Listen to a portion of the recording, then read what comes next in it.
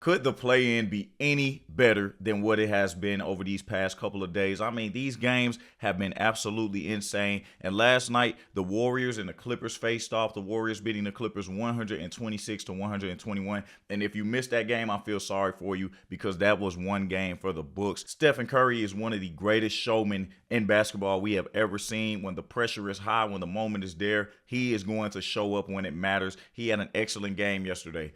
Draymond Green had an excellent game yesterday. Kristaps Porziņģis, Tingus Pingus, had an excellent game last night. Gui Santos, Podziemski. This Warriors team makes it happen when you think they have absolutely no chance. And I went into this game and I knew that the Warriors would win. The Clippers had a great season. They started off 6-21, flipped their whole season around, traded James Harden, got Darius Garland. They did a lot of things that were good for that team, but it wasn't enough losing to the Warriors. And there are a couple things I want to talk about. So I'm going to start on the Warriors side. And I want to start with Draymond Green. Draymond Green, 7 points, 6 rebounds, 9 assists, 4 steals. If you didn't watch the game, a lot of people would say Draymond didn't do anything. He only had 7 points. Draymond Green put the clamps on Kawhi Leonard. I seen Kawhi Leonard not be able to get a bucket in the fourth quarter. He could not score. He had 19 earlier on in the game and just stopped scoring the basketball. Draymond Green had 2 clutch steals, ripping Kawhi Leonard, and it was just amazing to see Draymond be able to play that elite type of defense at the age that he's at. So I want everyone to know, Draymond Green is an all-world defender. He's been an elite defender his entire career. Prime Draymond Green was a monster. He gave y'all a glimpse of that last night. He's able to switch all positions. He can go wherever you want him to, and when his name is called, when he needs to get a stop, Draymond can do that, and I respect the hell out of Draymond. Shout out to Dre. Had a hell of a game, made winning plays, and got the steal that ultimately secured them to win.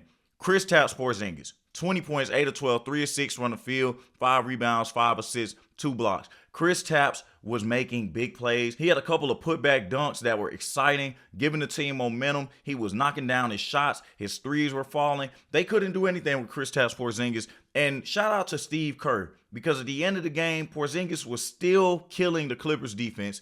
He made the switch. He went to Big Al. Big Al came out there and hit like 3 back-to-back threes.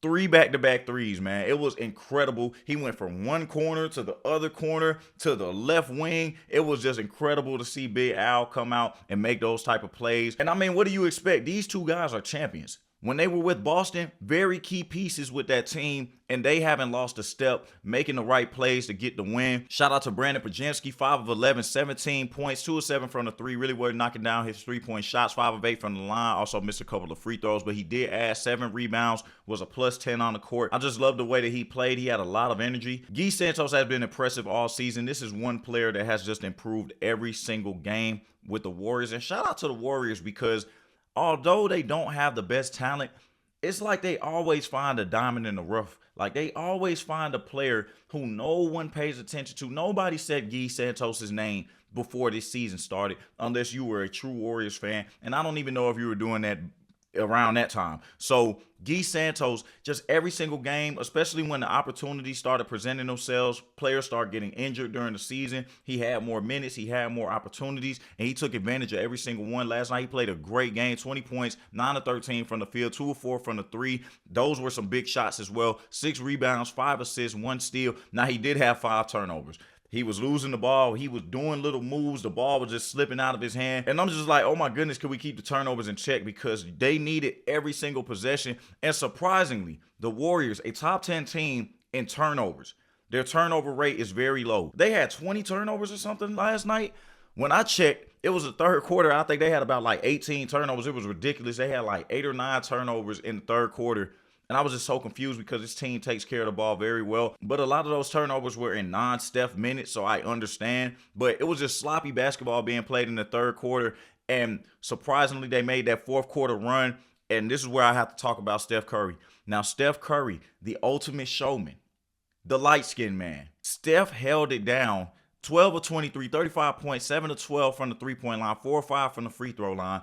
And I want to talk about this because Steph was struggling early in the game. He also left the game, which scared me. But I think he just had to go use the bathroom because there was no injury. I think his stomach was just hurting and he pulled a Paul Pierce and left the game. But anyways, he checked back in And he was struggling from 2-point range. He was driving, trying to attack the basket. He wasn't getting any calls. The Clippers had some good contests on his layups. We all know that Steph Curry is going to add some jelly on there. He was missing a couple of those. But really, in my opinion, he wasn't getting any calls. He actually went to the free throw line 5 times. I think he should have went to the free throw line 10 times. They were very physical with Steph, but he didn't let that faze him. And he just started annihilating them from the 3-point line. And he hit 7 threes. But in reality, he should have hit like 9. They had like 2 calls, a moving screen where he knocked one down. And I believe he shot one and it was supposed to be an and one and they didn't call the foul. They called it on the floor. He really should have had 9 to 10 threes, but he had 7. And all of them were electric. It's like when Steph Curry hits threes, they're not regular threes. They're like momentum shifting threes. They get the crowd going. It was a lot of Warriors fans in that Clippers building. So when he was hitting those circus threes, he had an and one three. The crowd is just igniting. You could feel the momentum shifting. And these guys just made winning plays all game. They would go down 9 points. Then they would walk it down to 2. Then they would go down 11 points. And they would walk it down to 2. Like the Warriors were just not giving up. Clippers could not hit him with the knockout punch, and I love the adjustment that Steve Kerr made. And this is where I'm going to get to talking about the Clippers. Steve Kerr recognized, hey, Brook Lopez is too slow to guard anyone on the perimeter. Let's attack him. They started doing that late game. Hey, Darius Garland is too small to defend. Let's attack him. That's what happened to Darius Garland last playoffs with Cleveland, even though he did have the injured foot or the injured toe. Darius Garland is too small. He cannot defend. So they got him in foul trouble, and Darius Garland had a pretty good game from the offensive side of the basketball. Let's go ahead and talk about him. And I don't want to leave anybody out. I love the Melton minutes. I love the GP2 minutes. They did excellent off of the bench. I just love how this Warriors team will fight to the death, and I can't wait for them to play the Suns because I think that the Warriors are going to make the playoffs, and I just have to see Steph Curry in there. So let's talk about the Clippers for a second. And I'm going to start with Garland. Garland, 8 of 15, 21 points, 2 of 4 from the 3-point line, 8 assists. That is a good game for Darius Garland, but he fouled out. He cannot defend bigger players without fouling.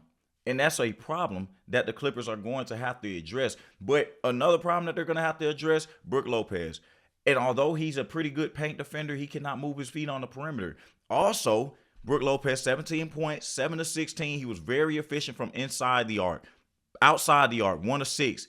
He missed a lot of threes. He didn't hit his first 3 until about the 4th quarter. Maybe the 3rd, but it was probably the 4th quarter, and added in 5 rebounds. But other than that, Brook Lopez, I mean, you can see -7 while he's on the court. He couldn't guard anyone in that late game situation. They start putting him in the pick and roll. I seen Steph hit a backdoor cut on him. They just start running plays that attacked him on the perimeter. And every time they did it, it pretty much was a bucket. Gui Santos had a blow-by on Brook Lopez late in the game. And all of these points just mattered. They figured out if we attack Brook and Darius Garland, we will have no problem. Because Chris Dunn, excellent defender, very underrated. 3 for 5, 7 points, 10 assists, 3 steals. He was out there playing excellent defense. Derrick Jones Jr., 13 points, 3 steals. He was out there playing excellent defense as well. And we get to talking about Kawhi Leonard, 21 points, 8 of 17 from the field, 1 of 6 from the 3. He couldn't get it going from out there. 7 rebounds, 3 assists, no steals. Still was a +6 on the court, but Kawhi just got locked up by Draymond Green in the 4th quarter. There was nothing he can do. He had those 19 points early on in the game, and he couldn't get anything going because of the intense defense from Draymond. Only had got a mid-range jumper in the 4th quarter, and that was pretty much it for Kawhi's night. So we'll see what happens with Kawhi's future. I don't know what the Clippers are going to do. They still have this situation to be handled. Kawhi said he's not worried about it, but I ultimately think that the Clippers are going to trade Kawhi Leonard this offseason. I just don't see why they wouldn't. It's time to start something new in LA. It's time for a new era. Kawhi played one of the best seasons of his career, if not the best season, numbers-wise, efficiency-wise, and it just wasn't enough with his roster. I think it's time to move on from him while his value is high, but we'll see what happens over the summer. I just think that's the best thing that they can do. But Bennedict Mathurin, an excellent game. Who would have known we had 5 3-pointers coming from Bennedict Mathurin? He's been shooting terribly with the Clippers since he's got there. I think he's shooting around 20% from 3-point range, but he exploded in the game yesterday, and, you know, Bennedict Mathurin, he's just a guy who's going to show up in the big moments. We've seen that with the Pacers. He just has these type of games, and I hope that he continues to improve for next season. I hope he continues to work on his jump shot. Excellent scorer of the basketball. John Collins, 11 points, 5 of 8, 9 rebounds. I really don't know why Ty Lue went away from John Collins. He was having a pretty good game early on. Then Ty Lue kind of sat him down for a long period of time, and I'm not sure why he did that. I think that John Collins should have gotten a little more minutes. Brook Lopez having 37 minutes. I just don't see why. Because if you put John Collins out there, that's a guy who can move a little faster with this Warriors offense. And Brook Lopez, once he started getting attacked, I just don't know why Ty Lue didn't start making that adjustment earlier. So I was confused on that. Jordan Miller gave you 15 minutes, 5 points. Kobe Sanders gave you 11 minutes, 3 points. But other than that, that's pretty much all that you got from the Clippers. And it was short at the end of the day. They couldn't finish the job. The Warriors putting their foot down, saying, hey, we're not going home tonight. We have another game to play.